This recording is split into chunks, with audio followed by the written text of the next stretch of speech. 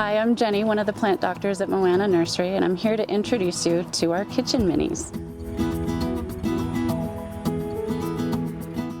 Kitchen minis are a fun way and an adorable way to get your fresh veggies right in your kitchen.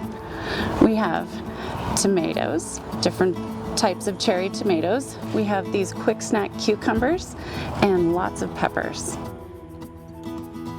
Kitchen minis are hybrid varieties, and they're bred specifically for lower light conditions and increased production so that it's easy as possible for you to get your freshness on.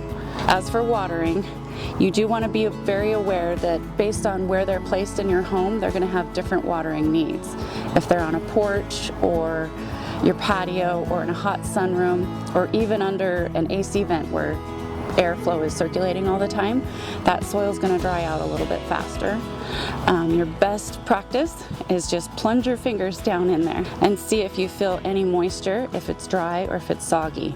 It's okay for that top layer to get dry. You don't want to overwater them, but you do want to feel down in there and feel some moisture going on. So you want to check them about every other day and kind of get to know what their needs are based on their placement in your home. If they're away from a window in a darker, more protected space, that soil is going to retain that moisture longer. When you get your kitchen minis at Moana Nursery, they are pre-fertilized. They have some Osmocote already in there, which is a slow feed fertilizer. You can add some Paradise if you'd like to give them a boost, or the Bembe that I love, that sweetness. You can give them the 2 teaspoons every other week. And you do want to make sure to regularly harvest. So when that fruit is getting mature, just go ahead and pluck that produce right off of there, and that'll encourage them to keep producing. And they'll produce about 4 to 6 weeks for you. You also get these really stylish little pots that have a tray attached, so there's not any mess, and they're 100% recycled ocean plastic, and they're grown here in Nevada.